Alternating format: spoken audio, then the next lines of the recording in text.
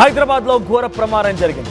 తెల్లవారున LB Nagar Sagar ring road సమీపంలో 11 kV విద్యుత్ wire తెగిపడడంతో footpath పై పడుకున్నటువంటి ఇద్దరిపైన ఈ హైటెన్షన్ తీగలు పడిపోయాయి. దీంతో ఒక్కసారిగా మంటలు చెలరేగాయి. ఈ మంటల్లో ఒక మహిళ ఒక పురుషుడు సజీవంగా దహనమయ్యారు. మంటలు చెలరేగడంతో అప్రమత్తమైన స్థానికులు వెంటనే పోలీసులకి విద్యుత్ అధికారులకి సమాచారం అందించారు. అయితే విద్యుత్ లైన్ నిర్వహణ లోపంతోనే ఈ ప్రమాదం జరిగినట్టుగా ఆరోపణ వినిపిస్తుంది. మీరు చూస్తున్న ఆర్టీవీ స్క్రీన్ పైన సాగర్ రింగ్ రోడ్ దగ్గర ఫుట్పాత్ పైన పడుకున్నారు ఇద్దరు, ఒక పురుషుడు మరో మహిళ. సో తెల్లవారుజామున ఒక్కసారిగా అక్కడ 11 kV వైర్ తెగి చూడండి ఇక్కడ విజువల్స్లో ఆ 11 kV వైర్ తెగి పడడంతో ఒక్కసారిగా ఆ ఇద్దరు పడుకున్న వ్యక్తులపై పడడంతో ఒక్కసారిగా మంటలు చెలరేగాయి. ఆ ఒంట్లో నుంచి ఇక షాక్ తగిలింది. ఎట్టి పరిస్థితుల్లో కనీసం వాళ్ళు చేతులు లెగపలేరు, ఎవరి సహాయం కోరలేరు, ఎవరిని కూడా పిలవలేరు. అటువంటి ఒక అపస్మారకమైనటువంటి స్థితిలో వారు అలా పడిపోయి ఉన్నారు. సో ఆ సిచ్యువేషన్లో ఏం కూడా చేయలేము. సో ఇద్దరు కూడా వారి ఒంట్లో నుంచి ఎంతలా మంటలు గీసిపడుతున్నారు చూడండి. దురదృష్టం అంటే అందుకే చెప్తుంటారు, కొన్ని సందర్భాల్లో దురదృష్టం వెంటాడితే తాడు కూడా పామైపోతుందని. సో ఇక్కడ బహుశా వీళ్ళ సంఘటన అదే జరిగింది అనుకోవాలి. కింద వాళ్ళు ఫుట్పాత్ పై పనుకున్నారు, వాళ్ళ దయనీయమైన స్థితి మనకు అక్కడ అర్థమవుతోంది. కానీ ఆ సంఘటనలో ఆ దౌర్భాగ్యమైన దయనీయమైన స్థితిలో పడినటువంటి వాళ్ళపైన ఆ తీగలు పడిపోవడం ఏంటి, దానికి కరెంట్ షాక్ ఉండడం ఏంటి, ఆ కరెంట్ షాక్ ఏకంగా వారి శరీరాల్ని పూర్తిగా సజీవంగా దహనం చేయడం ఏంటి. నిజంగా తలుచుకుంటేనే మళ్ళీ చెప్తున్నాను, తాడు కూడా అదృష్టం బాగాలేకపోతే పామై కరుస్తున్నట్టుగా ఇక్కడ అదే జరిగింది. ఈ ప్రమాదంలో ఇద్దరు కూడా సజీవంగా దహనమైపోయారు.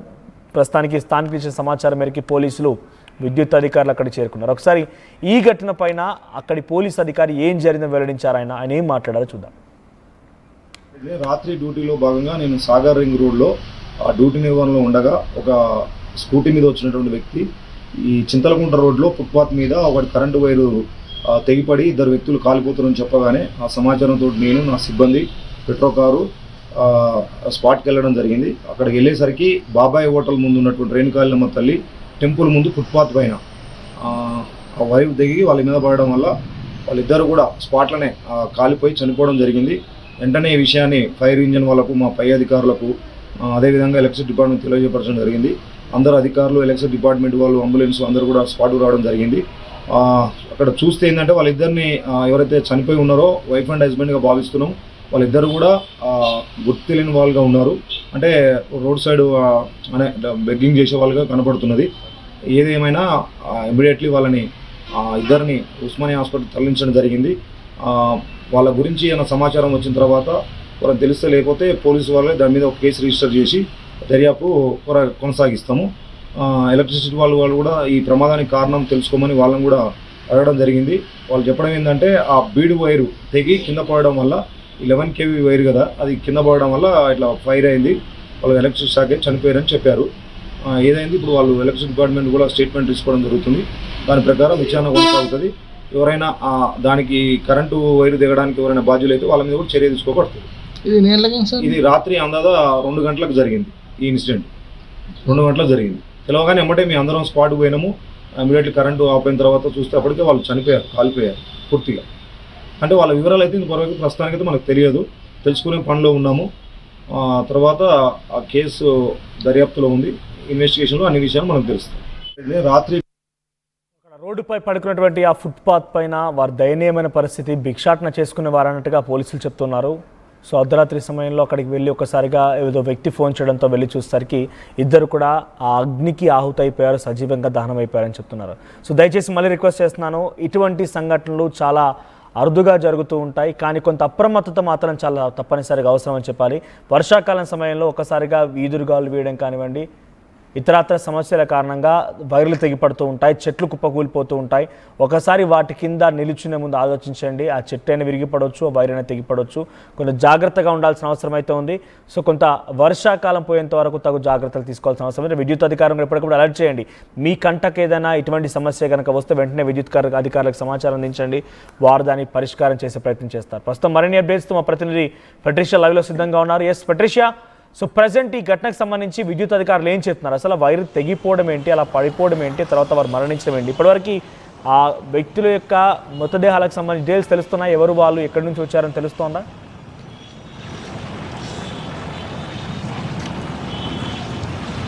ఎస్, హైదరాబాద్లో ఈ ఘటన చోటు చేసుకుంది. హైదరాబాద్ ఎల్బీ నగర్ ప్రాంతంలో ఒకవైపు సాగర్ రింగ్ రోడ్ ఎక్కడైతే ఉన్నామో ఇక్కడనే ఈ ఘటన చోటు చేసుకుంది. ఇద్దరు భిక్షాటన చేస్తున్న వాళ్ళు సజీవ దహనం అయిపోయారని కూడా పూర్తిగా తెలుస్తుంది. ప్రస్తుతం మనం ఏదైతే ఇక్కడ టెంపుల్ ఉందో ఇక్కడనే వాళ్ళు డీప్ నిద్రలో అయితే ఉన్నారు. వాళ్ళిద్దరు కూడా ఇక్కడనే భిక్షాటన చేసుకుంటూ కొన్ని నెలల నుంచి ఇక్కడనే జీవిస్తున్నారని కూడా తెలుస్తుంది.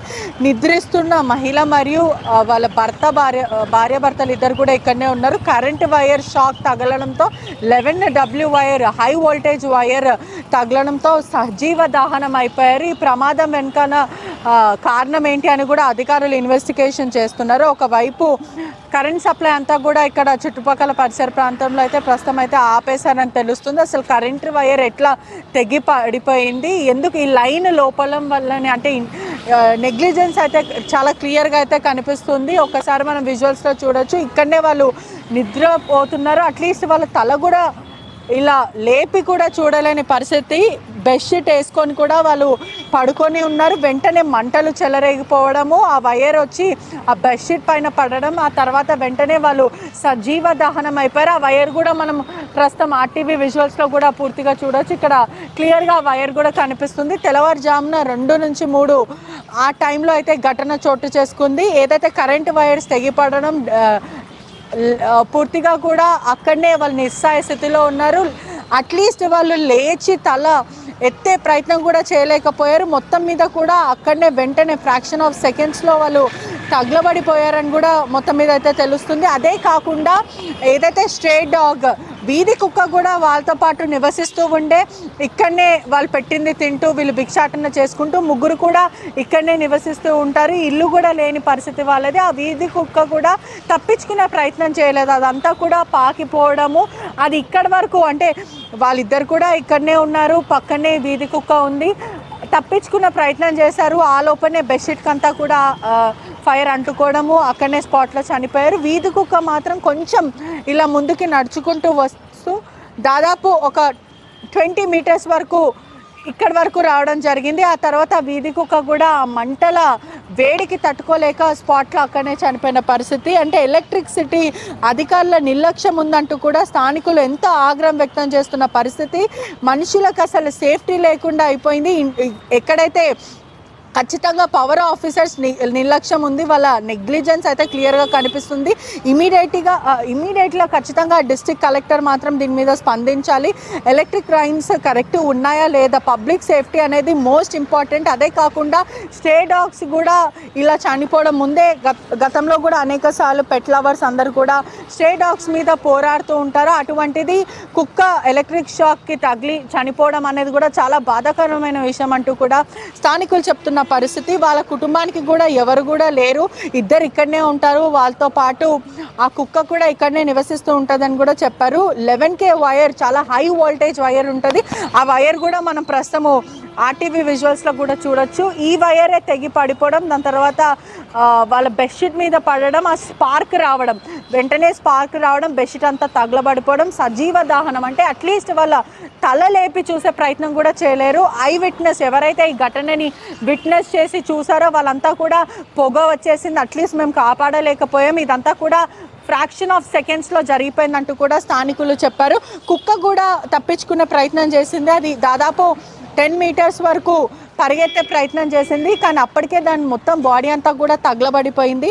అంతా కూడా ఫ్రాక్షన్ ఆఫ్ సెకండ్స్లో జరిగిపోయిందంటూ కూడా స్థానికులు చెప్తున్నారు. ఖచ్చితంగా ఆ సమయంలో అక్కడ ఎవరు స్థానికులు ఎవరు లేరా? ఎందుకంటే వెంటనే అలర్ట్ చేసే ప్రయత్నం చేస్తే విద్యుత్ అధికారులు ఆ పవర్ని షట్ డౌన్ చేసేవారేమో, లేదంటే దాన్ని ఆఫ్ చేసేవారేమో. అసలు ఈ ఘటన జరిగింది ఏ సమయంలో? ఈ ఘటన అర్ధరాత్రి 2 నుంచి 3 ఆ డ్యూరేషన్ టైంలో జరిగింది. వాళ్ళు ఇక్కడనే నిద్రిస్తూ ఉన్నారు. ఆటో స్టాండ్ మనకు పక్కనే కనిపిస్తుంది. ఆటోస్ కానీ బస్సెస్ కానీ ఇక్కడ నిత్యం ప్రజలు వెళ్తూ ఉంటారు కాబట్టి ఇక్కడ స్థానికులు చూసి వెంటనే పోలీసులకు అధికారులకు ఇన్ఫార్మ్ చేయడము, ఎలక్ట్రిక్ అధికారులు కూడా వెంటనే ఘటనా స్థలానికి చేరుకున్నారు. పోలీసులు కూడా కేసు నమోదు చేశారు. కానీ ఏదేమైనప్పటికీ అది చాలా ఫైర్ అనేది చాలా ఈజీగా వ్యాపిస్తుంది కాబట్టి వెంటనే వాళ్ళకి అంటుకోవడం, వాళ్ళ స్పాట్లో అక్కడనే అంటే దాదాపు 30 సెకండ్స్ లోపలనే వాళ్ళు మొత్తం అంటుకోపోవడం కూడా సజీవదానం స్పాట్లో అయిపోయారు. హోమ్లెస్ పీపుల్ కాబట్టి ఇక్కడనే భిక్షాటన చేసుకుంటూ పనిచేస్తూ ఎవరో దగ్గర అంటే పక్కనే ఒక చిన్నపాటి హోటల్ ఉంది, ఆ హోటల్లోనే వాళ్ళు తింటూ వాళ్ళు కూడా కొంచెం అప్పుడప్పుడు ఫుడ్ పెట్టడం జరుగుతుంది, లేదంటే భిక్షాటన చేసుకొని ఇద్దరు భార్యాభర్తలు కూడా ఇక్కడనే ఉంటారు.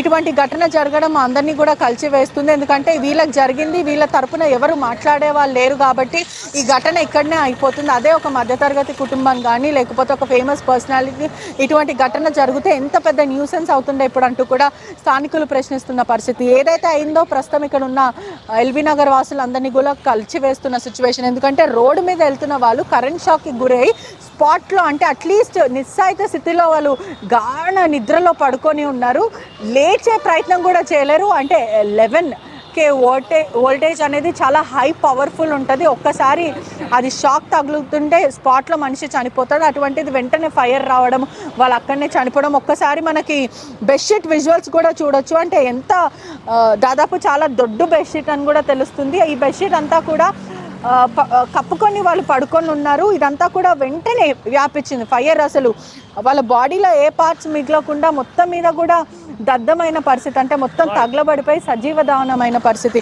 ఖచ్చితంగా అధికారుల నిర్లక్ష్యం కనిపిస్తుంది, అధికారులు దీని మీద స్పందించాలి, ఇటువంటి నెగ్లిజెన్స్ ఖచ్చితంగా ఉండకూడదు అంటూ కూడా స్థానికులు ఎంత ఆగ్రహం వ్యక్తం చేస్తున్న సిచ్యువేషన్ కనిపిస్తుంది.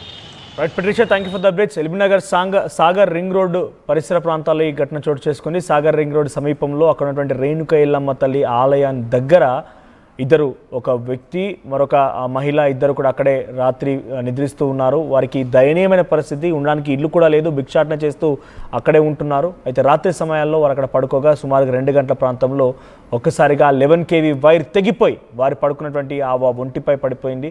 ఒక్కసారిగా షాక్తో నిప్పులు చెలరేగాయి. ఆ అగ్ని ఒక్కసారిగా వారి శరీరాల మొత్తాన్ని కూడా దగ్ధం చేసింది, పూర్తిగా బూడిదైపోయారు, అగ్నికి ఆహుతైపోయారు. ఆ తర్వాత వెంటనే అక్కడికి వచ్చినటువంటి ఒక స్థానికుడు పోలీసులకు సమాచారం ఇవ్వడంతో పోలీసు అక్కడికి చేరుకొని వారిని వెంటనే ఆసుపత్రికి తరలించారు, ఉస్మానియా ఆసుపత్రికి. ప్రస్తుతం అసలు మృతదేహాలు ఎవరివి, ఎక్కడి నుంచి వచ్చారని కూడా ఇంకా డీటెయిల్స్ తెలియడం లేదు.